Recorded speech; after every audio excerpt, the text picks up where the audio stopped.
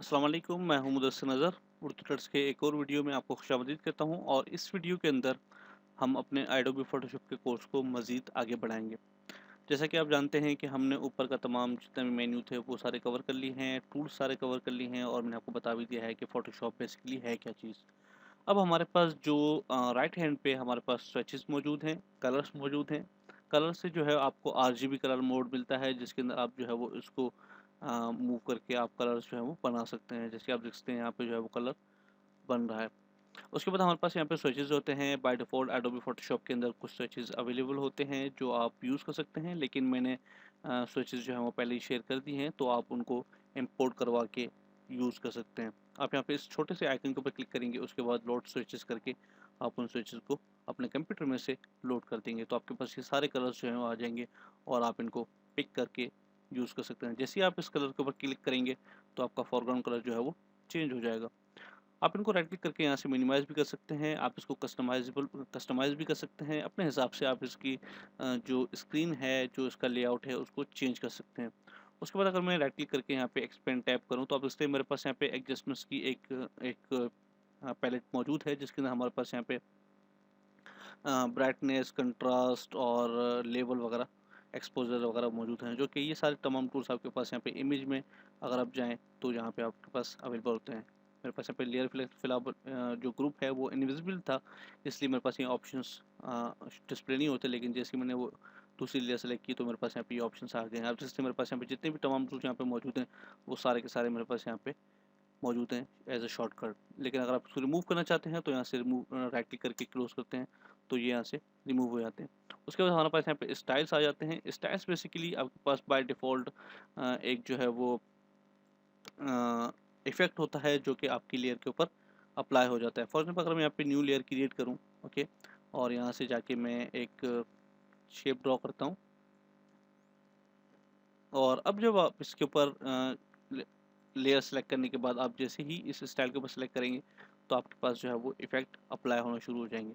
Basically ये effects जो हैं वो बिल्ट इन ऑप्शंस होते हैं जो कि आपके पास पहले से ही एडोबी की तरफ से बने हुए होते हैं। अगर आप इनको चाहें तो आप सेव भी कर सकते हैं अपना भी बना के। जैसे आप देख सकते हैं मैंने यहाँ पे कुछ गोल्ड इफ़ेक्ट्स बना के रखे हुए हैं जो मेरे मुख्तलिफ प्रोजेक्ट्स के अंदर काम आते हैं। तो मैं इसके ऊपर क्लिक करूँगा तो अब इसलिए मेरे पैसे पे गोल्ड इफ़ेक्ट जो है वो अप्लाई हो रहा है।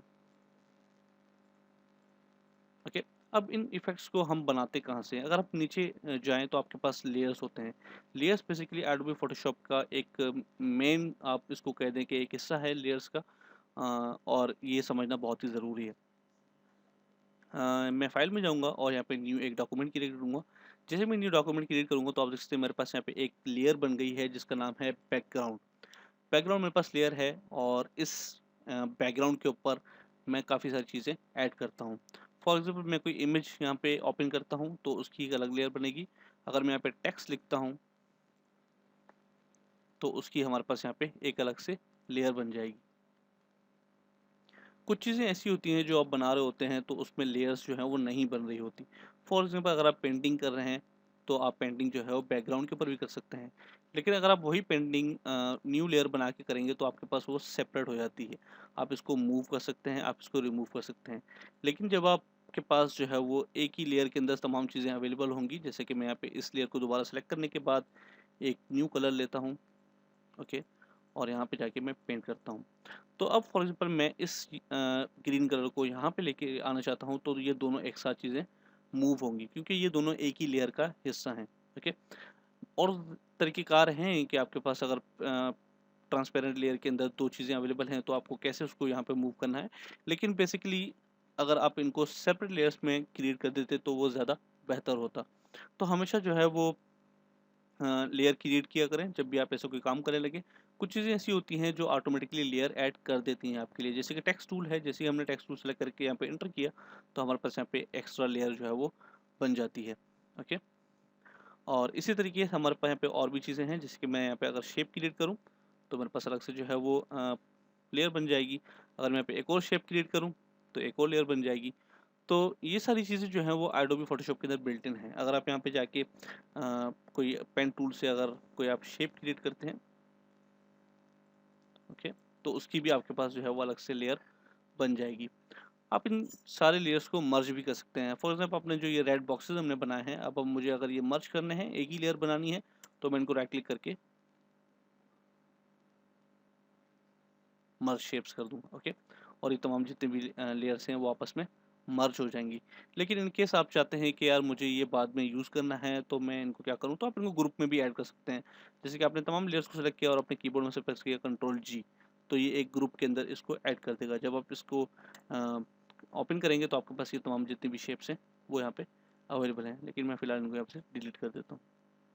ओके, अब एक और बात जो समझने की है वो ये है कि मैंने यहाँ पे एक लेयर बनाई और यहाँ पे मैंने रेड पेंट कर दिया। ओके, अब मैंने यहाँ पे एक और लेयर बनाई और मैंने यहाँ से जो है वो कलर चूज़ किया येलो। ओके, और मैंने यहाँ पे पेंट किया, तो अब देखते हैं कलर जो है वो येलो जो कलर है वो रेड के ऊपर पेंट हुआ है। उसकी वजह ये है कि येलो का जो लेयर है वो रेड के बिल्कुल ऊपर है और इसका जो एरिया है, फिलअप एरिया, वो भी रेड के ऊपर आ रहा है।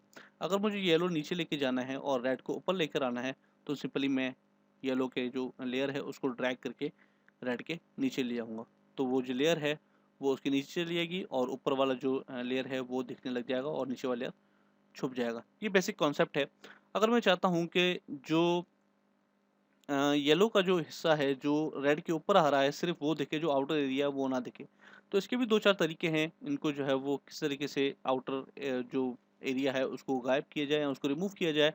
लेकिन इन केस आप चाहते हैं कि यार मुझे ये बाद में हो सकता है ज़रूरत पड़े, तो मैं फ़िलहाल इसको हाइड करना चाहूँगा।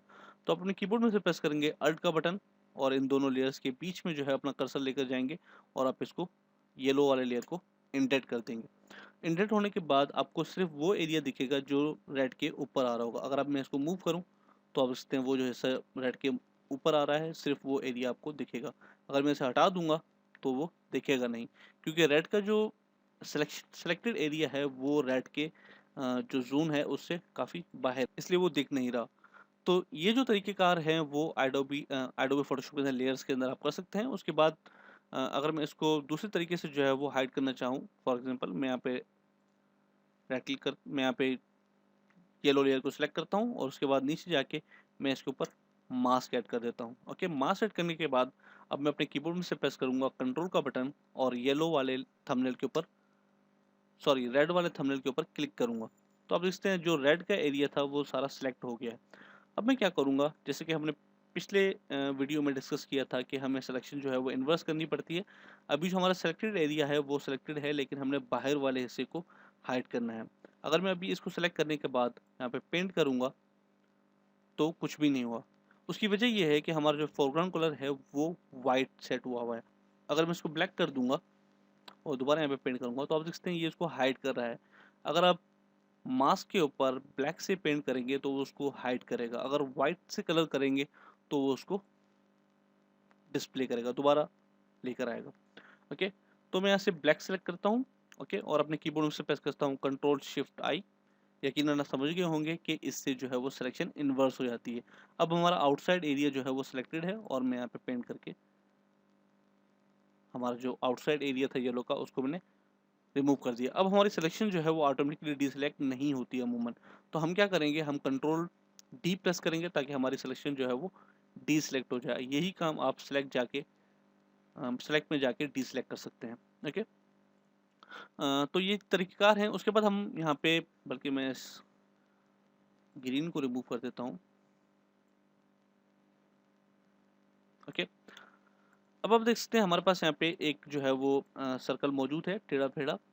जैसे कि हमने पहले जो है वो स्टाइल्स की बात की थी और ये स्टाइल्स जो हैं बनते कैसे हैं मैं आपको ये डिस्क्राइब कर देता हूँ। इसी पैलेट के अंदर आप नीचे देख रहे होंगे यहाँ पे हमारे पास FX का एक ऑप्शन मौजूद है। ओके, ये बेसिकली ब्लेंडिंग ऑप्शन कहलाता है, लेयर स्टाइल कहलाता है। ये ऑप्शन आप राइट क्लिक करके भी हासिल कर सकते हैं ब्लेंडिंग ऑप्शन में जाके। ओके, और अगर आप चाहें तो FX पे क्लिक करने के बाद आप ये जो जितने भी इफेक्ट्स हैं यहाँ पे उनके ऊपर क्लिक करें या फिर ब्लेंडिंग ऑप्शन पे क्लिक करें तो आपके पास लेयर स्टाइल का जो ऑप्शन है वो अवेलेबल हो जाता है। अब यहाँ पे हमारे पास डिफरेंट जो है वो ऑप्शंस मौजूद हैं। बेवल एम्बोज है, counter, texture, stroke, inner shadow, outer shadow वगैरह वगैरह। तो फॉर एग्जांपल मुझे अपने इस सर्कल के ऊपर एक जो है वो ग्रेडियंट अप्लाई करना है, इसका कलर चेंज करना है, तो मैं ग्रेडियंट के ऊपर टिक मार्क करूँगा और उसके बाद उसको सेलेक्ट करने के बाद मैं यहाँ से ग्रेडियंट जो है वो सेट कर दूंगा। ओके, मैं यहाँ से फिलहाल ब्लू सेलेक्ट कर देता हूँ। ओके, उसके बाद जो है वो अगर मैं चाहता हूँ कि इसका जो स्ट्रोक है वो रेड हो तो मैं स्ट्रोक को सेलेक्ट करूंगा। ओके, इसका जो बॉर्डर होता है एडोबी फोटोशॉप के अंदर उसको स्ट्रोक कहते हैं। और मैं सेलेक्ट करने के बाद जो जितना भी मुझे इसका साइज चाहिए वो मैं दे दूंगा।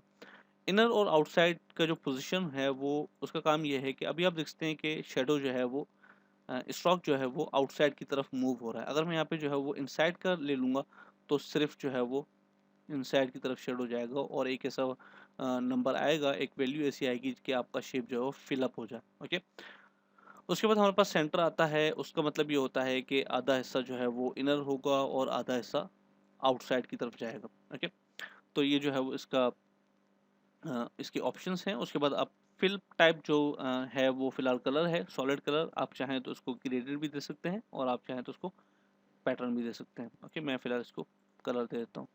उसके बाद हमारे पास यहाँ पे इनर शेडो है। अगर मैं इनर शेडो को क्लिक करूँगा तो आप देखते हैं इसने जो है वो स्ट्रोक को जो है छोड़ दिया, लेकिन जो सिलेक्शन हुई हुई है उसके ऊपर इसने एक इनर शेडो अप्लाई किया हुआ है। ओके, तो मैं अगर इसका साइज इंक्रीज करूँ तो आप इसको और गहरा यहाँ देख सकते हैं। ऐसा लग रहा है कि ये जो है वो इंडेट हुआ है, कोई 3D ऑब्जेक्ट है। ओके, अगर आप ड्रॉप शेडो अप्लाई करना चाहते हैं तो ड्रॉप शेडो के ऊपर टिक लगा के आप उसकी भी वैल्यूज को बढ़ा सकते हैं।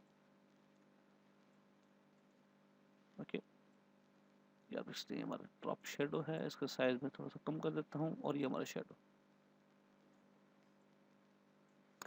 तो ब्लेंडिंग ऑप्शन से आप मुख्तलिफ चीज़ें क्रिएट कर सकते हैं। क्रिएट करने के बाद आप उनको सेव भी कर सकते हैं, जैसे कि मैंने ये सेलेक्ट किया। ओके, और अब मैं जाऊँगा यहाँ पे और न्यू स्टाइल सेव। ओके, हमारा स्टाइल सेव हो गया। अब मैं इसको रिमूव करता हूँ और यहाँ पे मैं आके एक मैंने जो है वो नया रेक्टेंगल लिया और उसके बाद ये अपना स्टाइल जो है अप्लाई कर दिया। या फिर मैंने उर्दू टेक्स्ट लिखा हुआ है तो टेक्स्ट के ऊपर भी आप स्टाइल अप्लाई कर सकते हैं। मैं टेक्स्ट के ऊपर ये स्टाइल अप्लाई कर दूंगा और मेरे पास ये शॉर्टकट बना हुआ है तो कभी भी मैं इसको यूज़ कर सकता हूँ और अपने ऑब्जेक्ट्स के ऊपर